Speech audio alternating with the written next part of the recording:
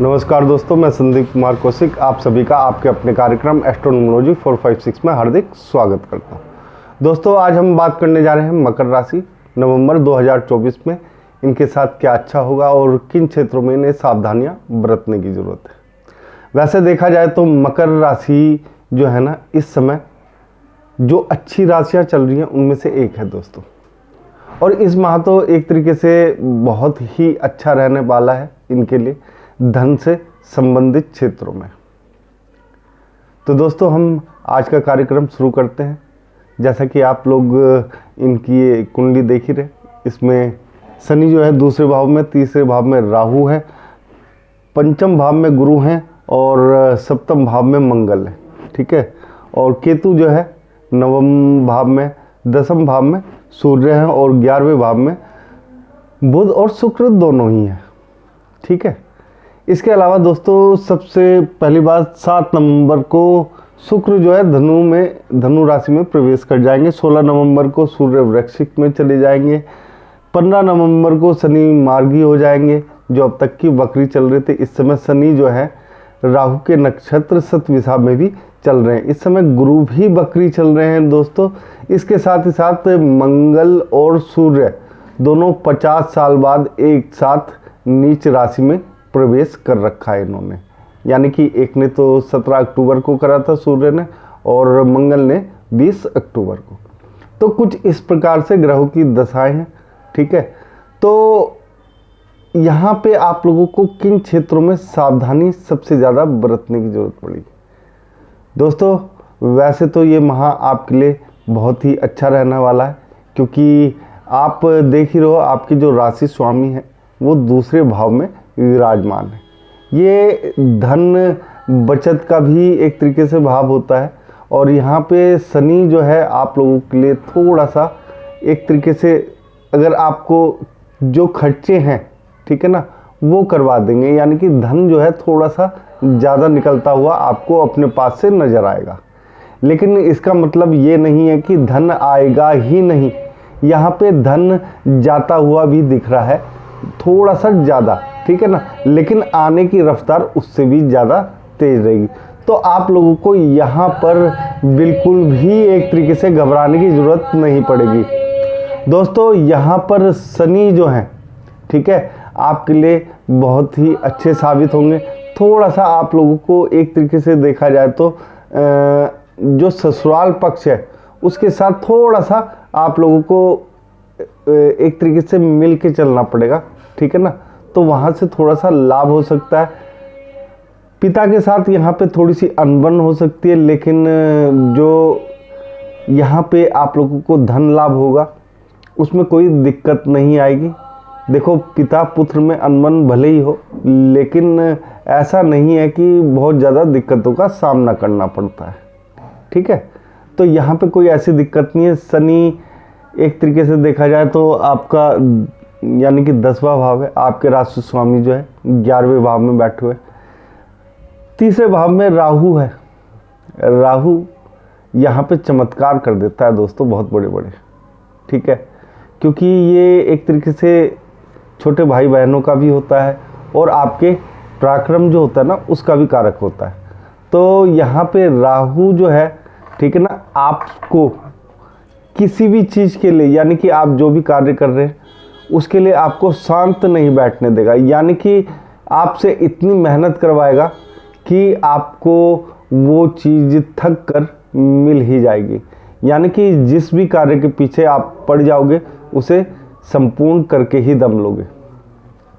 यहाँ पे राहु जो है छोटे भाई बहनों के साथ एक तरीके से देखा जाए ना तो बहुत एक अच्छे तरीके से डील करता है। ठीक है। यहाँ पे राहु एक तरीके से मेरे अपने हिसाब से वरदान होता है। किसी की भी कुंडली में तीसरे भाव में अगर राहु आ जाता है तो वो वरदान ही समझो, क्योंकि दोस्तों एक दृष्टि उसकी 11वें भाव पे भी पड़ती है। ठीक है ना। इस वजह से मैं कह रहा हूँ वरदान है ये तीसरे भाव का राहु। ठीक है। 11वें भाव का तो होता ही है, लेकिन तीसरे भाव का राहु भी वरदान से कम नहीं है। यहाँ पे आप लोगों को कुछ भी ऐसी टेंशन नहीं है जिससे आप लोग पार ना पा सको। चतुर्थ भाव है, यहाँ पे एक तरीके से देखा जाए तो सूर्य की दृष्टि पड़ रही है और सूर्य जो है, ठीक है ना, नीच के है इस समय। तो एक तरीके से देखा जाए तो कोई खास फर्क पड़ता हुआ नज़र नहीं आ रहा है कि सूर्य यहाँ पे कुछ ऊपर या नीचे फल देंगे। नीचे भले ही कर दें, लेकिन कुछ अच्छे, मतलब कि ज़्यादा अच्छे जिसे बोलते हैं ना, वो नहीं कर सकते फिलहाल। लेकिन आपको यहाँ पे नुकसान भी नहीं पहुँचा सकते हैं, ठीक है। तो आपको जो करना है, जो चाहिए, वो सारी मुरादें आपकी पूरी हो सकती हैं। यहाँ पर आपको किसी भी प्रकार की कोई दिक्कत नहीं है। लेकिन आप लोग किसी भी बड़ी चीज़ में इन्वेस्ट नहीं करोगे। यहाँ पे आप जो एक तरीके से देखा जाए तो पैसे को संजोने की कोशिश करोगे, यानी कि पैसा अपने पास ही रखोगे। किसी भी बड़े, एक तरीके से देखा जाए ना, बड़ी चीज़ों में आप लोग लगाओगे नहीं। यहाँ पे एक चीज़ बता दूं दोस्तों, यहाँ पे व्यापार में आप ज़रूर पैसा लगाओगे, क्योंकि राहु की दृष्टि भी है, ठीक है ना, सप्तम भाव में। तो व्यापार में लगाओगे, लेकिन वैसे नहीं लगाओगे, ठीक है। तो यहाँ पे आप लोगों को घबराने की कोई ज़रूरत नहीं है। ये अच्छी बात है कि आदमी जो है ना, अपने व्यापार को, अपनी चीज़ों को आगे बढ़ाने की सोच रहा है यहाँ पर। लेकिन जल्दबाजी में आप लोगों को ये कदम भी नहीं उठाना है, क्योंकि जो राहु की पहली दृष्टि या पांचवी दृष्टि बोल दीजिए, ये थोड़ी सी कंजस्टेड टाइप की होती है, यानी कि एकदम से बहुत ज़्यादा तेज़ी से निर्णय दे डालती है। यानी कि करना है तो करना है, बस बात खत्म। ना किसी से पूछना, ना किसी से कुछ कहना, कर दिया तो कर दिया, ये चीज़ आ जाती है। गुरु आपके पंचम भाव में शिक्षा का भाव है, ठीक है, और केतु की भी दृष्टि यहाँ पे पड़ रही है। तो यहाँ पे अगर एक तरीके से देखा जाए तो आप ना अगर पढ़ाई कर रहे हैं तो आपके लिए बहुत ही अच्छा रहेगा, ठीक है ना। और पढ़ाई में आप लोगों को थोड़ा सा ज़्यादा निखार देखने को मिलेगा। यानी कि अगर आप लोग एक तरीके से देखा जाए तो अगर जो ऊंची पोस्ट होती है ना, IAS IPS, इन सब की जो ऊंची पोस्टें होती हैं, समझिए ना आप लोग, तो उनमें आप लोगों को थोड़ा सा बढ़ता हुआ, यानी कि अगर आप कोई पेपर देते हैं इस समय, तो आपके लिए बेहद ही फायदेमंद यहाँ पे साबित होगा, क्योंकि केतु की दृष्टि पड़ रही है। इस कारण से आप लोगों को ज़्यादा सोचने समझने की ज़रूरत ही नहीं पड़ेगी दोस्तों, ठीक है ना। तो आप अपनी मेहनत को लगातार निखारते जाएंगे। प्रेम संबंध यहाँ पे इतने ज़्यादा कोई नया नहीं होगा, कोई पुराना जो है उसके साथ नॉर्मल तरीके से आप चलते रहेंगे, लेकिन अहम की थोड़ी सी भावना रहेगी, ठीक है। तो ऐसी कोई दिक्कत वाली बात नहीं है, तो आप लोग आराम से ये सब चीज़ें कर सकते हो। शत्रु भाव में, यानी कि या बीमारी कह लीजिए या नौकरी भी देखते हैं कई लोग इससे, तो यहाँ पे आप लोगों को कोई ऐसी दिक्कत खास नहीं है, ठीक है ना। अगर देखा जाए तो छठा, आठवां और 12वां भाव तीनों खाली हैं। नॉर्मल तरीके से, बहुत ही अच्छे तरीके से आपकी ज़िंदगी यहाँ पे चलती हुई नज़र आएगी, ठीक है। कोई बड़ी चीज़ अचीव करने की या कोई बीमारी लगने की यहाँ पे कोई ख़ास संभावनाएं नहीं है। थोड़ा सा हाँ ये हो सकता है पैरों में आपके दर्द हो जाए, इसके अलावा कोई ऐसी बड़ी दिक्कत नहीं है। अब बात करते हैं दोस्तों मंगल की। मंगल जो है आपके सप्तम भाव में, मंगल भी नीच राशि में, ठीक है। तो अब यानी कि कर्क में, तो अब ऐसे में मंगल जो है थोड़ा सा, ठीक है ना, डाउनफॉल रहते हैं। तो झगड़े होने की अपने आप ही संभावनाएं कम हो जाती है, यानी कि जो पति पत्नी है उनके बीच में झगड़े की संभावनाएं जो बढ़ती हैं ना, वो अपने आप ही स्वतः ही ख़त्म होती हुई यहाँ पे दिखाई देनी। यानी कि कोई ऐसी खास दिक्कत नहीं है कि आप लोगों को कुछ ज़्यादा यहाँ पे सोचने समझने की। हाँ, व्यापार जो है आपका यहाँ पे तरक्की करता जाएगा, और हो सकता है आप कुछ नए क्षेत्रों से भी आप लोग अपने लिए रास्ते बनाए, यानी कि कोई और चीज़ जिससे धन आए, ऐसे रास्ते आप स्वयं बनाने की कोशिश करोगे, जिससे आप लोगों को आगे चल के दिक्कत ना आए जीवन में। अष्टम भाव खाली है तो कोई ऐसी दिक्कत है ही नहीं, ठीक है ना। नवम भाव में केतु है। केतु के लिए एक बात मैं आप लोगों को दोस्तों बता दूं, यहाँ पे भाग्य तभी काम करता है किसी भी व्यक्ति का ठीक है ना। जब केतु यहाँ पे होता है तो आपको अपने कार्य से संबंधित, या आप कहीं यात्रा पे जा रहे हैं, ठीक है ना, यात्राएं आपके लिए एक तरीके से फलदायी साबित होंगी। लेकिन जाने से पहले देखो, घर में तो बता सकते हो आप लोग, लेकिन ये ऐसा ना हो कि आप कहीं जा रहे हैं, किसी काम से जा रहे हैं, तो 20-25 जनों को बता दिया कि भैया मैं तो इस चीज़ के लिए नहीं। दोस्तों, यहाँ पे भाग्य जो है शिथिल पड़ जाएगा आपका। यानी कि देखो, अगर अपनी चीज़ दूसरों के साथ शेयर करोगे ना यहाँ पे, तो केतु जो है दिक्कत दे देगा दोस्तों, बहुत ज़्यादा। हाँ, एक चीज़ आप लोग अगर इस चीज़ को थोड़ा सा बढ़ाना चाहते हो, इसकी एक तरीके से धार जो होती है ना केतु की, अगर उसे बढ़ाना चाहते हो तो कोशिश ये करिएगा, बुधवार और शनिवार के दिन जो कुत्ते होते हैं ना, उन्हें कुछ ना कुछ खिला दे, बिस्कुट या रोटी वगैरह जो भी आपके पास में हो, ठीक है ना। उससे आपका भाग्य यहाँ पे चमक सकता है। 10वें भाव में सूर्य हैं, जैसा कि आप देख रहे हैं, सूर्य भी नीच के हैं, ठीक है ना। तो यहाँ पर दोस्तों, अगर आप सोचें कि आपको एक तरीके से नौकरी में कुछ एक्स्ट्रा कुछ देखने को मिलेगा, तो रहेंगी ये सब चीज़ें नॉर्मल, ठीक है ना। मैंने पहले ही बता दिया, यहाँ पे एक तरीके से जो राहु है ना, जो तीसरे भाव में बैठा हुआ है, तो वो आपको ना नए रास्ते खोल के देगा।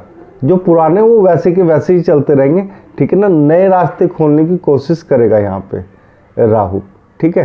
तो अगर वो आप सही निर्णय लेते हैं ना, तो वो रास्ते खुलेंगे। बाकी नौकरी, पिता के साथ जो संबंध है, थोड़े से खटास भरे रह सकते हैं।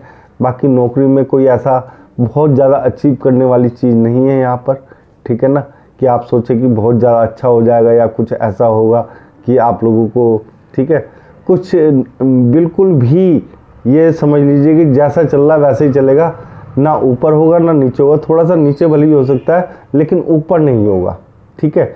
लेकिन यहाँ पे राहु ने आप लोगों के लिए बहुत कुछ, यहाँ पे एक तरीके से देखा जाए तो अधिकतर राशियों में राहु और शनि जो है ना, इनकी जो जोड़ी चल रही है इस समय, वो बहुत ही बढ़िया कॉम्बिनेशन चल रहा है इस माह, ठीक है ना। तो ये जो नवंबर का माह है, एक तरीके से माँ लक्ष्मी जी की आपके ऊपर कृपा बहुत तकड़ी बढ़ने वाली है दोस्तों।